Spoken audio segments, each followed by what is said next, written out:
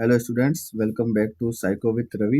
In this part 4th video, we will study about the Kurt-Lewin field theory, right?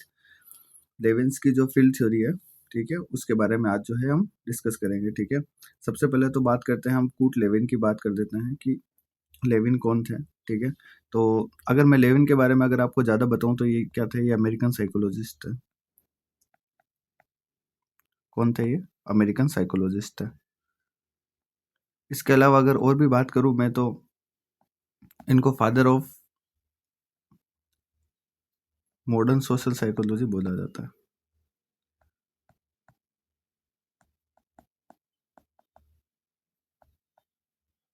इतनी बात अगर आपको समझ आई है, ठीक है, क्योंकि ये जो थ्योरी है ना, ये वेरी इंपॉर्टेंट है।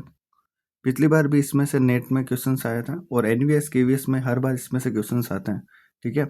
और इनकी एक बुक है, ठीक है, जिसका नाम क्या है? Dynamic theory of personality. क्या नाम है? Dynamic theory of personality. इन्होंने पर्सनैलिटी पे भी बहुत काम किया था, ठीक है। पर्सनैलिटी में इन्होंने बहुत काम किया। इनकी एक और थ्योरी है जिनका नाम है, जिसको यही थ्योरी है जो फील्ड थ्योरी है ना, इसको अपन एक और नाम से जानते हैं जिसका नाम है टोपोलॉजिकल थ्योरी, ठीक है। इतनी बात अगर आपको समझ आई है, ठीक है, तो आगे चलते हैं हम। यहाँ पे देखो लिखा हुआ है अमेरिकन साइकोलॉजिस्ट है, ठीक है, और इन्होंने जो है फील्ड थ्योरी दी थी, ठीक है। और इसमें क्या होता है मैं बेसिकली आपको बताता हूँ। इन्होंने ये फॉर्मूला भी दिया था बिहेवियर का, ठीक है। बिहेवियर का जो फॉर्मूला दिया था मैं आपको बताता हूँ क्या दिया था बिहेवियर का फॉर्मूला, कि आपका जो इन्वायरमेंट है ना, आपका जो भी इन्वायरमेंट है उसका इफेक्ट हमेशा आपके बिहेवियर पे पड़ता है, ठीक है। आपकी लर्निंग उससे इफेक्ट होती है, ठीक है। आपकी लर्निंग पे जो है वो इफेक्ट करता ही करता है। फॉर एग्जाम्पल आप ऐसे समझिए, आपको एक एग्जाम्पल के हेल्प से मैं आपको समझाता हूँ, चलो ठीक है। मान लीजिए ये आप है, ठीक है, स्टूडेंट है, ठीक है, और मान के चले ये जो है नेट अभी जो दिसंबर में होने वाला है, इसके लिए जो है ये स्टडी कर रहे हैं, ठीक है। अब स्टूडेंट क्या करते हैं एग्जाम्स के लिए जब प्रिपेयर करते हैं, ठीक है, तो अब इस स्टूडेंट की बात की जाए तो इसमें एबिलिटी है, ये मोटिवेटेड है, और इन्होंने पूरा सिलेबस वगैरह जो है सब जो है एनालिसिस कर लिया है, ठीक है। अब जो है, अब इनका इन्वायरमेंट एक एक इन्वायरमेंट इनका कैसा इन्वायरमेंट इनका, आप लाइब्रेरी जाते हैं, आपके पास बुक्स है, आपके पास नोट्स है, ठीक है। एट द सेम टाइम आपके पास फ़ोन भी है। ये क्या है? फ़ोन भी है। ये क्या नेगेटिव डिस्ट्रैक्शन है? क्या है? नेगेटिव डिस्ट्रैक्शन है। अब इसमें क्या होगा, इसमें कुछ पॉजिटिव फोर्सेस है, ठीक है। ये पर्सन जो है इनमें एबिलिटी है, ये मोटिवेटेड है, इनको सिलेबस एनालिसिस कर लिया है, ठीक है। अब इनका इन्वायरमेंट कैसा है? लाइब्रेरी जाते हैं, इनके पास बुक्स है, इनके पास नोट्स है, इनके पास फ़ोन भी है, जो कि एक डिस्ट्रैक्शन का तरह काम करता है। अब मेरी बात सुनो, इनके पास ये इनका इन्वायरमेंट है, ठीक है। अब इसमें देखो, इनमें इसमें जो है, इसमें पॉजिटिव चीज़ क्या है? अब इनकी पॉजिटिव है कि ये बुक्स वगैरह पढ़ के जो है हाई स्कोर कर सकते हैं, ठीक है। इनके पास पेरेंट्स का भी सपोर्ट है, ठीक है, और इसके अलावा इनको टीचर भी इंकरेज करते रहते हैं। But at the same time negative environment क्या है? मोबाइल नोटिफिकेशन, मोबाइल आपको डिस्ट्रैक्ट कर देता है बार बार, ठीक है। फियर ऑफ फेलियर तो आपको हमेशा ही रहता है, और नॉइजी फ्रेंड्स है, ठीक है।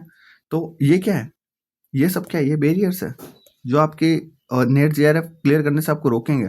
और ये क्या है? ये आपकी एक पॉजिटिव साइड है, ठीक है, जो आपको हेल्प करेंगे आपको एग्जाम क्लियर करने में, ठीक है। इसका मैं आपको एक और एग्जांपल लेके मैं आपको समझाता हूँ कैसे। फॉर एग्जांपल इसमें ना 3 एलिमेंट्स होते हैं, फील्ड थ्योरी के 3 एलिमेंट्स हैं, ठीक है। अगर मेरे को पता है आपको एग्जांपल अगर समझ नहीं आया तो मैं यहाँ पे आपको समझा देता हूँ। 3 एलिमेंट्स, आप यही इंपॉर्टेंट है, और इसी में से ही चाहे कोई सा भी एग्जाम हो, इसी में से ही क्वेश्चंस पूछे जाते हैं। आप ऐसे याद है, जी, बी और टी। जी का मतलब होता है गोल, बी का मतलब होता है बैरियर, और टी का मतलब यहाँ पे क्या होता है? जी, बी, और यहाँ पे गोल, बैरियर और थ्रेट, ठीक है। आपका गोल क्या है? फॉर एग्जांपल आपका यूजीसी नेट आपका गोल है, उसमें बैरियर क्या है? आपसे पढ़ाई नहीं हो रही है, और पढ़ाई नहीं होना, अब इस पढ़ाई नहीं होने के पीछे जो कई सारे रीजंस हो सकते हैं, और थ्रेट क्या है, आपसे पढ़ाई नहीं हो रही है तो आप क्या करेंगे, आप फेल हो जाएंगे, ये आपका थ्रेट है। ठीक है, तो यही आप याद रखो। फॉर एग्जाम्पल आप किसी भी एग्जाम को यहाँ पे टारगेट, यहाँ पे चाहे एनवीएस मान लीजिए आप, केवीएस मान लीजिए, कुछ भी मान लीजिए आप, ठीक है, और यहाँ पे पढ़ाई नहीं होना, ठीक है, और आपका थ्रेट क्या है, ये फेलियर है। तो यही आपको 3 एलिमेंट्स आपको ध्यान रखने फील्ड थ्योरी के, और इसी को जो है इन सबको मिला के इसको अपन क्या बोलते हैं, लाइफ स्पेस।